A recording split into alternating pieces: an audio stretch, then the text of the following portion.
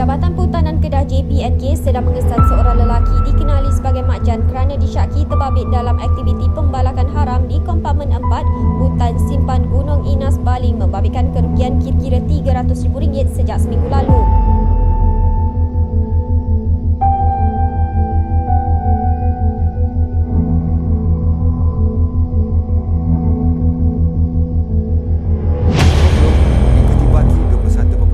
Hektar lagi pada tahun 2021. Pihaknya yang memenang serius isu pembalakan haram itu telah mengambil beberapa pendekatan bagi menanganinya. Kerajaan negeri melalui Jabatan Perhutanan Negeri Kelantan telah melaksanakan usaha-usaha untuk menangani masalah pembalakan haram.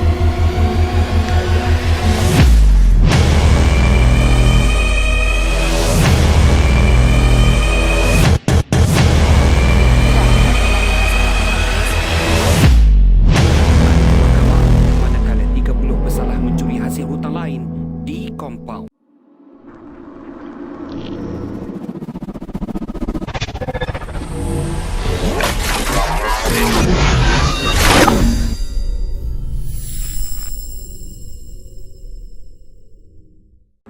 Assalamualaikum warahmatullahi wabarakatuh. Nama saya Azul Fakrullah bin Mustafa Nisa, hos pertama anda. Dan saya Muhammad Faiz bin Muhammad Nawawi, hos kedua anda. Pada hari ini kami akan berbual dan menerangkan topik yang berkenaan perubahan iklim dan pemanasan global. Adakah itu betul, Faiz? Ya, betul tu Azam. Hari ini kami akan menceritakan punca-punca pemanasan global, kesan-kesan pemanasan global dan cara-cara mengatasi masalah ini. Baiklah guys, saya akan menerangkan definisi pemanasan global. Pemanasan global atau pemanasan sejagat ialah peningkatan suhu atmosfera bumi secara berterusan akibat daripada kesan rumah hijau yang melibatkan pertambahan gas karbon dioksida, klorofluorokarbon dan bahan pencemar yang lain yang menyebabkan peningkatan suhu dunia. Suhu bumi telah meningkat 1 darjah Celsius dan kadarnya berbeza mengikut benua dan kawasan tertentu. Kajian mendapati kawasan Arktik lebih pantas menjadi panas berbanding kawasan yang lain. Perubahan iklim biasanya berlaku dalam tempoh 10,000 tahun, tetapi kini perubahan iklim berubah dalam tempoh 100 tahun sahaja. Jarak hanya 2 generasi sahaja. Suhu bumi meningkat sejak tahun-tahun 90-an. Kajian mendapati iklim panas melampau di Perancis. Iklim lebih panas di rantau Siberia dan percairan iaitu lapisan tanah yang kekal beku di rantau paling sejuk, terutamanya di rantau Arktik. Alisem meramalkan keseluruhan ais laut di Arktik akan cair pada musim panas 2060. Litupan ais Greenland dan Antartika Barat akan mencair, paras laut akan meningkat. Kami akan menjemput sahabat kami untuk menerangkan lebih lanjut isu pemanasan global. Okey, inilah sahabat kami. Boleh perkenalkan diri? Nama saya Muhammad Akil Fairuz. Nama saya Muhammad Akil Aziz bin Yuhi. Okey korang, apakah punca-punca pemanasan global? Antara punca pemanasan global ialah punca kesan rumah hijau. Kesan rumah hijau adalah ciri semula jadi atmosfera di planet kita. Dan oleh sebahagian daripada fungsi semula jadi kewujudan kehidupan, walau bagaimanapun apabila kesan ini meningkat dan menjadi lebih besar daripada kesan semula jadi, kesan rumah hijau semula jadi tidak lagi wujud dan menjadi negatif. Terutamanya disebabkan oleh peningkatan aktiviti manusia. Takkan itu saja Haikal, mesti ada lagi. Ada lagi. Selain itu, punca kesan rumah hijau negatif yang paling ketara ialah peningkatan pelepasan gas rumah hijau daripada sistem tenaga itu. Pada asasnya, peningkatan penggunaan bahan api fosil dan gas asli dan arang batu menyumbang kepada pelepasan gas-gas ini yang menambah masalah. Oleh itu, akibat fenomena ini kita dapati peningkatan suhu dan penurunan spesies. Selain itu, terdapat beberapa perkara yang boleh kita lakukan untuk menyelesaikan masalah ini. Okey, terima kasih. Adakah korang mempunyai punca-punca lain? Seterusnya ialah pembakaran terbuka. Pembakaran terbuka juga menjadi punca berlakunya pemanasan global di muka bumi ini. Banyak pembakaran terbuka yang telah dilakukan oleh individu yang tidak bertanggungjawab. Kesan daripada kegiatan tersebut menyebabkan gas karbon dioksida terhasil serta terbebas di udara dan seterusnya membangkang haba. Oleh hal yang demikian, pihak kerajaan seharusnya memperketatkan lagi undang-undang agar mereka tidak berani membuat sebarang kesalahan di muka bumi ini. Rentetan daripada perkara itu, masalah jerebu yang sering melanda dunia juga akan berkurang. Selain itu, kebakaran besar boleh berlaku hanya berpunca dari putung rokok dalam cuaca kering atau berangin. Apatah lagi apabila penduduk tanpa rasa bertanggungjawab membuat pembakaran secara terbuka untuk membakar sampah di kawasan rumah mereka. Pembakaran sampah yang tidak terkawal juga merupakan antara punca pembakaran terbuka. Sebagai contoh, pembakaran sampah di sekitar rumah ataupun di sekitar kawasan padi kering. Baiklah, terima kasih. Baiklah, Haikal dan Akid, adakah anda mempunyai punca-punca lain? Mestilah ada, iaitu pembalakan haram. Pembalakan haram oleh individu yang tidak bertanggungjawab adalah berlaku peningkatan suhu di muka bumi. Setelah aktiviti menebang pokok secara haram dilakukan, proses penanaman semula tidak dilakukan kerana mereka membalak secara haram. Kesannya bukit bukau yang ditarah akan terdedah dan jumlah pokok akan berkurangan. Perkara ini menyumbang kepada peningkatan kandungan karbon dioksida atmosfera bumi kerana tiada pokok untuk menyerap gas tersebut. Secara langsung, suhu bumi akan meningkatkan dan seterusnya mengakibatkan blazer di kutub utara dan selatan untuk mencair dan meningkatkan paras air laut. Kesan daripada peningkatan paras air laut pula akan menyebabkan hakisan pantai yang teruk kemudian menenggelamkan kawasan-kawasan pesisiran pantai.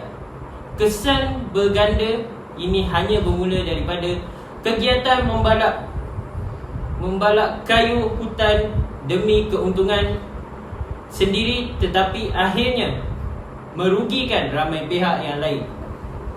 Bak kata pepatah, kerana nila setitik rosak susu sebelanga. Intihannya, pembalakan haram akan menyebabkan kenaikan suhu bumi dan pemanasan global. Baiklah, terima kasih Haikal dan Akid. Selepas mendengar punca-punca tersebut, semestinya kita mesti ada langkah-langkah untuk mengatasi masalah tersebut. Ya, betul tu Faiz. Mari kita menjemput dua sahabat kita untuk menerangkan perkara ini lebih lanjut. Check it out. Baiklah korang. Cuba korang perkenalkan diri korang. Okey, saya bermula dulu. Nama saya Muhammad Ilmi Imran bin Muhammad Yusof. Dan saya Muhammad Syarki bin Rusmi. Okey, baiklah korang. Cuba korang terangkan sedikit langkah-langkah untuk mengatasi pemanasan global. Okey, sekarang saya akan memberikan langkah-langkah untuk mengatasi pemanasan global. Seperti yang kita buatkan tadi, terdapat beberapa punca pemanasan global, antaranya rumah hijau.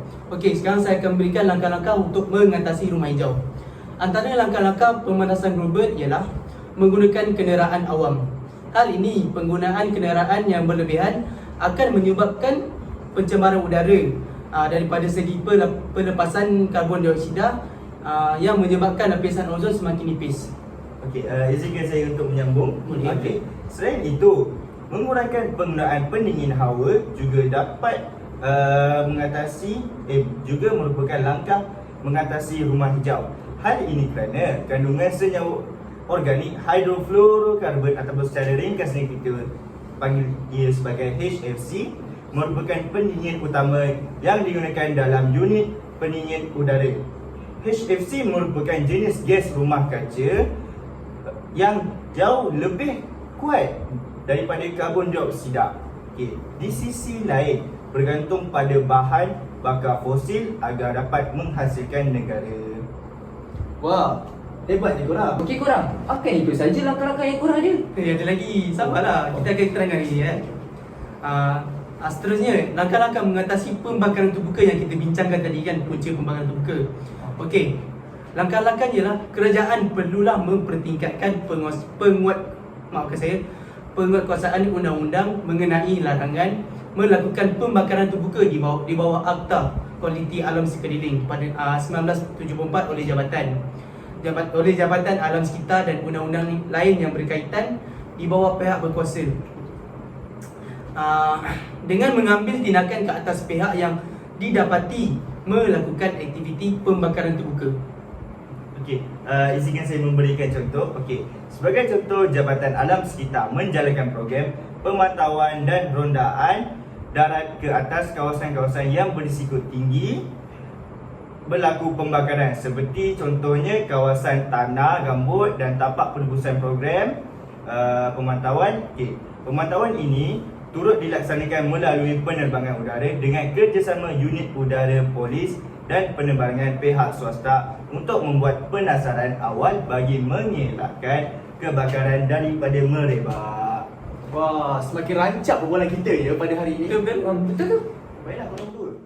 Saya dan Faiz mendapat info tentang pembalakan haram. Boleh tak korang ceritakan cara untuk mengatasi masalah tersebut? Okey. Langkah-langkah untuk mengatasi pembalakan haram tadi kan. Antara langkah yang dapat dilakukan adalah dengan mengadakan kempen anti pembalakan haram. Menerusi kempen ini, keburukan kegiatan pembalakan haram akan diwawarkan menerusi media massa. Hal ini bertujuan menyedarkan pihak terbabit dan orang ramai tentang kesan buruk kegiatan pembalakan haram. Malahan, kempen ini juga dapat memupuk semangat kerjasama masyarakat untuk turut serta mencegah. Oleh itu, masalah ini akan dapat diatasi. Saya suka dengan maklumat Encik Ashro sampaikan tadi, tapi boleh tak Okey. kalau saya nak tambah lagi satu maklumat? Okey, macam mana? Okey. Selain itu, penduduk kampung yang berdekatan pun boleh melakukan laporan kepada pihak berkuasa jika ternampak aktiviti pembalakan haram yang terjadi di sekitar kawasan perkampungan mereka ataupun di dalam kawasan hutan yang berdekatan dengan mereka. Wah, terbaiklah korang berdua. Terima kasih kerana memberi penerangan kepada kami berdua. Sama-sama. Baiklah korang, saya dan Faiz dapat membuat sedikit kesimpulan daripada penerangan korang semua. Secara kesimpulannya, semua pihak seperti individu, masyarakat dan kerajaan perlulah memainkan peranan penting dalam menjaga alam sekitar daripada perubahan iklim dan pemanasan global yang melampau. Hal ini kerana untuk mengelakkan pemanasan global terus meningkat. Kesannya, iklim bumi akan menjadi normal seperti dahulu. Seterusnya, perubahan iklim dan dapat dielakkan dengan tidak menjaga alam sekitar. Contohnya, tidak membakar secara terbuka, tidak membuat pembalakan haram secara terbuka dan mengurangi penggunaan pendingin hawa. Akhir sekali, kita hendaklah berganding bahu untuk menjaga persekitaran bumi kita. Sekian, terima kasih. Sip! Kita tepuk.